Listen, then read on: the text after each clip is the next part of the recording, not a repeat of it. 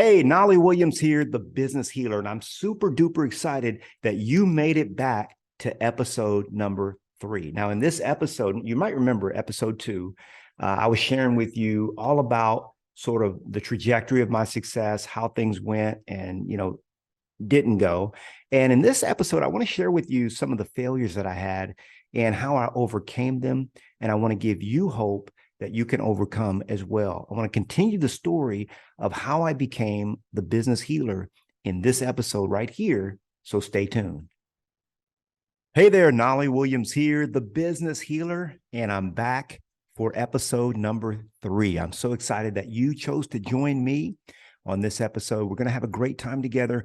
I'm going to continue sharing with you my journey as the business healer, how I came to where I am today, operating multiple 6-figure businesses and working 3 hours a day. It is a lifestyle that I want for you. I know it is a lifestyle that you can have.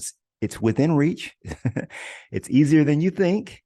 And I'm super excited to continue sharing with you. So when we were last together, oh, by the way, let me share with you a couple of things that have happened since the last time you and I were together.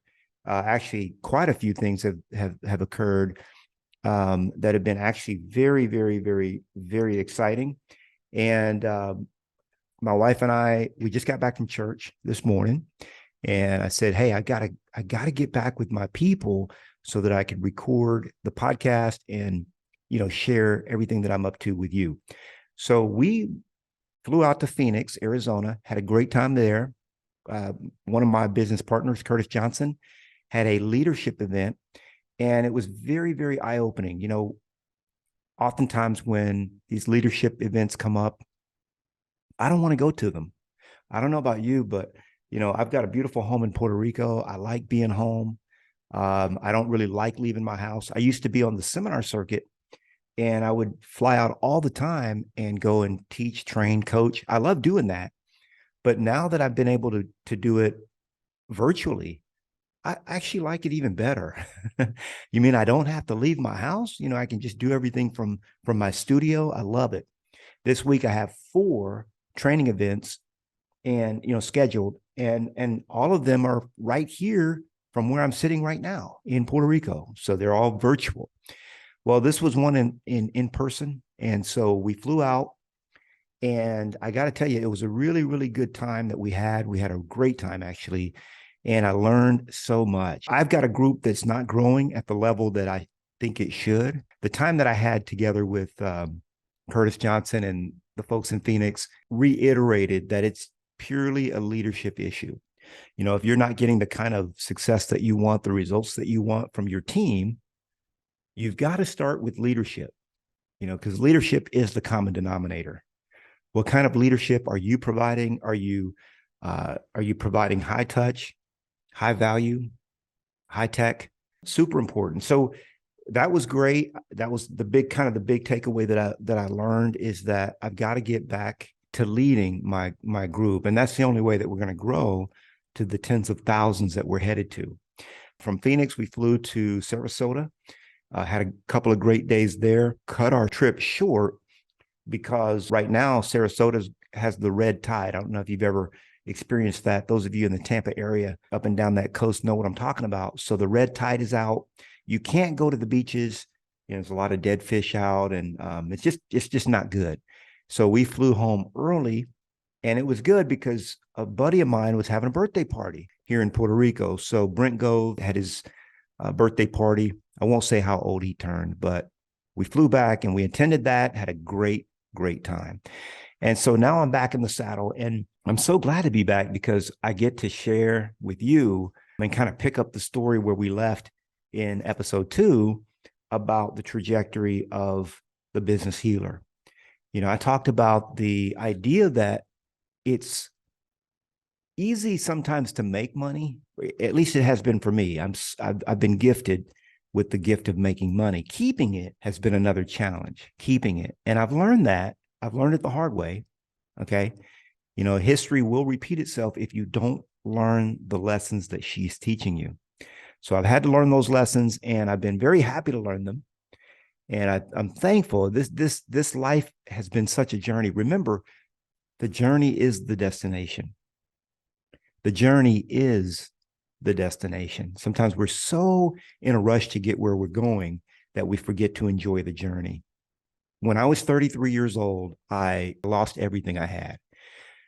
I didn't know how to keep it. The music industry went completely digital. And because I didn't know how to pivot with the market, I ended up getting shifted out of the market, out of the market. And that's a very common thing that I've seen in many industries. I've seen it in the financial sector. I've seen it in the music industry. I've seen it in the real estate industry. All industries pivot, they change. And especially with technology, you got to think about this for a minute. Think about all the technological advances that have happened since the 80s, right? So there has been more technological advances in the last few decades than there has been in all of recorded human history. If you can't keep up with what's happening in your industry, then oftentimes you'll end up being shifted out of it when you really didn't have to be. And so for me, I didn't really know how to pivot. I didn't know how to go digital with my record label. We were making over $150,000 a month, and that went down about 70%. I didn't know what to do, to be honest. And so I ended up trying to figure out, like, what am I going to do next? And my wife and I had a huge house. We had a massive home, almost 6,000 square feet on 10 acres, beautiful home that we had to sell. And we sold it by the skin of our teeth. It was in foreclosure, and we were able to liquidate it. And when I saw the commission that I paid the real estate agent, I said, wait a minute, that's a lot of money. I paid $30,000 in commission. And I said, maybe that's something I could do. Maybe the real estate arena is something that is for me. So when I got into real estate, into the world of real estate, it was really from escape. I was running away from another industry. I was running away from failure. I had my tail between my legs, and I was hiding, and I was trying to figure out, okay, what do I do next? What can I do that I'd be good at? I'm good with people, fairly good at talking and sales and so on. I looked at all the skills that were required. I'm great at marketing. Maybe this would be the career for me. And so after doing all my research, I decided that I wanted to get into real estate sales. And so that's what I did. I got my license over the course of 2 weeks. There were 4 classes that I had to take. Each class was 30 hours. So it was 120 hours of classes that I attended live. And that was in 2003. And I got my license, got my real estate license, and I began practicing. Actually, I didn't begin practicing real estate right away. I waited about 6 months until December. And I studied and I studied and I studied and I studied and I studied. And really what I did was I procrastinated. I procrastinated because I was afraid, out of fear. It was a new industry, a new thing, and it was something that I had not done before. And I was just afraid. I had been in the music industry. It was the only thing that I'd done since I was 23 years old. Now I'm 33 years old. And, but I did study the game, if you will. And I wanted to set myself up in a way that I knew that I couldn't fail.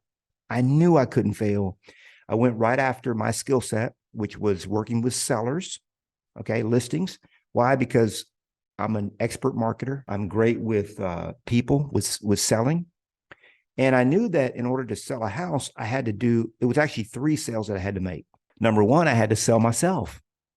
So I worked on my value proposition. What do I have that's different than every other agent? So I differentiated myself and created that great value proposition on paper. My marketing plan, top 10 reasons to trust me, and lots of other tools that I use.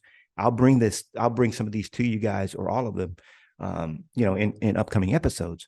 But I did the work there. So I had to sell myself, number 1. And then obviously, of course, I had to sell first I had to sell the client on the idea of meeting with me. Okay. So I had to sell the free consultation. And I got to tell you, and this is true for many industries, by the way, if you could only have the meeting with the client, that would up your chances for success. I tell my one-on-one coaching students all the time, if we can increase your number of at-bats, that's going to increase the number of potential home runs, or at least the number of hits that you get. Because if you don't even get an at-bat, we don't stand much of a chance, do we? So I knew, first of all, I had to sell the prospect on the idea of meeting with me, carving out 1 hour of their time, 1 hour of their life to sit down and have a conversation about the idea of selling their home. So I had to sell them on the idea of setting an appointment with me. Then I had to sell them on the idea of listing with me. And that meant that I had to sell myself. Okay. I had to sell myself to them. And then thirdly, I had to sell the property in order to get a paycheck. So in this industry, in this business that I got myself into, I had to create 3 sales in order to make a paycheck. And I got really good at it, really, really, really good at it, such that, my first 10 years in the business, I did over 1,000 transactions, over 1,000 deals. Within 5 years of me being in the business, and this was in 2008, I was awarded I was the number one top producing real estate agent in the city of Austin, Texas. There were 9,800 some odd agents in the MLS that year, almost 10,000. And my production was ranked number 1 by the Austin Business Journal, and which they do these every year. I did 96 transactions that year as a solo agent. Okay, as a solo agent. My average was over 100 deals a year. In fact, when I got into full-time, what I call full-time training, teaching, coaching, or what we might even say full-time healing, full-time ministry, that year I did over 153 deals. So I cracked the code. I learned the game. I mastered the game. I spent more time working on myself than I did on my business. I spent more time figuring out, what is it that makes me excited? What makes me tick? What brings true and lasting happiness to Knolly Williams? And that's the question I want you to ask yourself. What really brings me true and lasting and optimal joy, fulfillment, happiness? I thought at first it was working all the time. And what that was all actually doing was it was just masking some emptiness that I had. And so I got into the real estate game, okay, got in the game, mastered the game. And then I really got the tug on my heart to pay it forward, teach, train, coach. And that was 2014 when I literally abandoned my real estate practice and went into full-time coaching and teaching. When I did this, by the way, I didn't have a clue how I was going to make it work. I did not. All I knew was that I was having insomnia. I had many sleepless nights where I envisioned myself helping God's children be successful at a high level, at a very high level. There were so many people, not just in the real estate industry, but in the entrepreneurial space, that were struggling, new entrepreneurs coming in, entrepreneurs that had been at the game for 10, 20, 30, 40 years and are still on the hustle and grind. And I knew that I had discovered a better way. In fact, when I was in my real estate practice, that's when I became very conscious about utilizing this skill that I have, which is the skill of operations and systems and efficiency. I'm a master of efficiency, a master of systems and operation. And I had worked on this when I was in the music industry. In fact, when we got a distribution deal with EMI Capital, they flew to look at our operation. We were in Round Rock, Texas at the time, just outside Austin. And they flew from Nashville area to check us out. And they commented that, and by the way, it was their CFO and a few other executives that flew out. And they commented that ours was the cleanest and most well-run record company that they had ever been to. and these are big players. Okay. And I had a little podunk, little operation. And, in my opinion, it was a small operation. But the way I ran things, and I didn't realize this until later on, I realized that, I test out as an engineer on all the tests that I take for aptitude and personality profiling and career and all that. Says I should have been an engineer, which I can't imagine, be doing that. But that's how I test out. And so I started looking at better and better ways of actually operating a business, of operating a company. And I discovered that you can run a company much easier and with much less effort when you focus on the things that really move the needle. What does that even mean?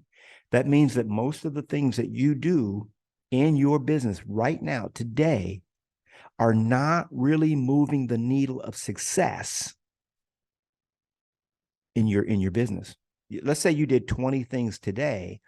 There are probably, if I took 3 or 4 of them, those are the things that are moving the needle by 80% or 90%. And all the others, maybe 16 items of the 20, are moving the needle by 15 to 20%. And so all I propose is that you, when we talk about 3 hours a day, this whole concept that I teach is that you focus on the 10%. You focus on the 15, you focus on the 20%. Really, it really goes down to 10 or 15% that you have to focus on. And when you focus on that and you delegate everything else to others, that's when you get the breakthrough. So in the real estate game, I got it to where I was just working a handful of hours a week, and I was pretty much delegating everything to others.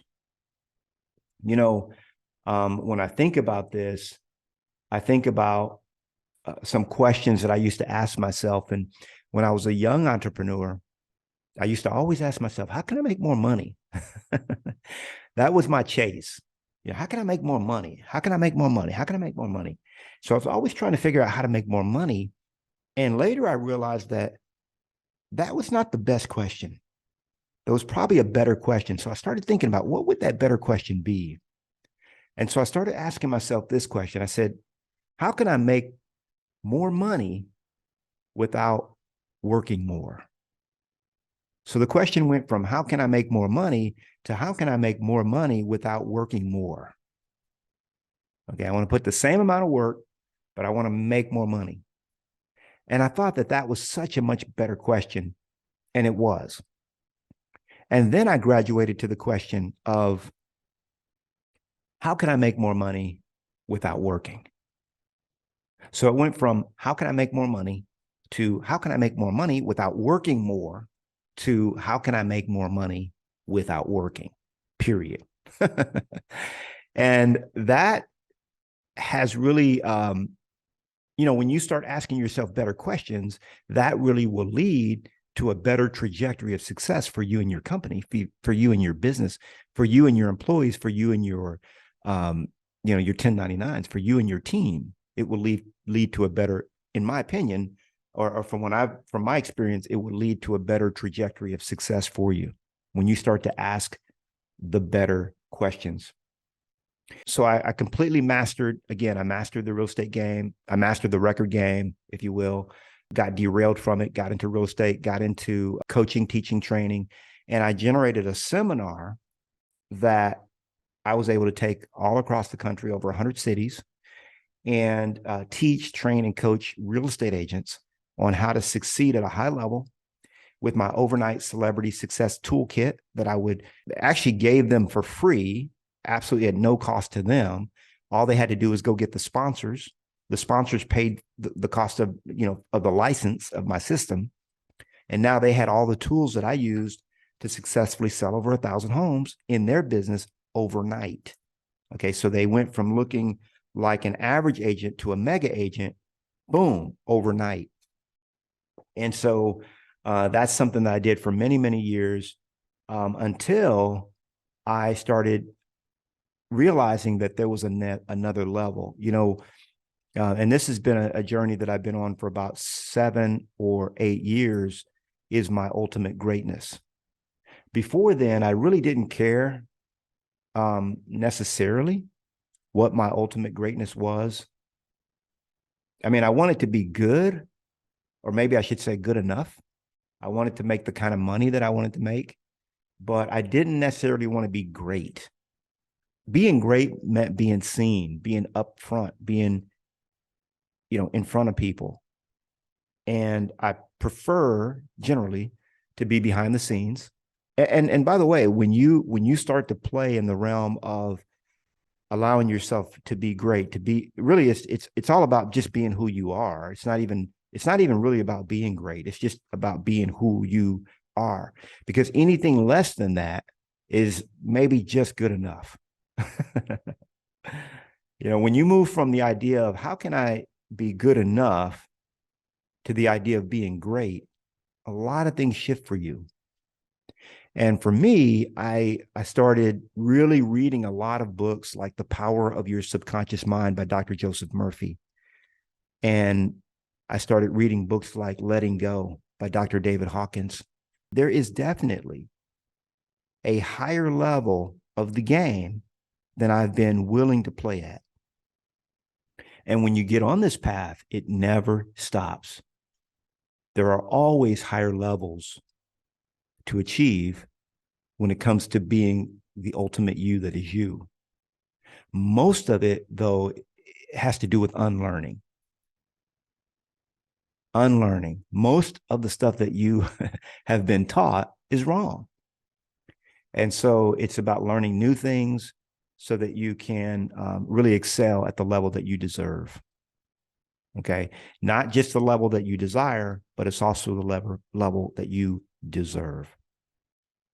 Well, when we get back together, I'm going to share with you some more information on how I kind of pushed through and became the business healer, got to where I am. I know I shared a lot of this on episode 1, but I want to put a bow on it.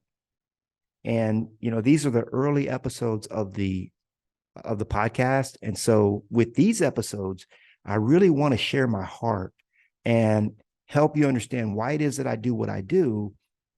And I think that by doing that, it will help you to discover a deeper reason for why you do what you do, not just money. Okay. Because money is not going to, having money as your big why is an unsustainable objective, because when you have all the money that you desire and that you need, you're going to be unfulfilled if that's your objective. Because making money is super easy, super duper easy, especially once you have unlocked the golden key.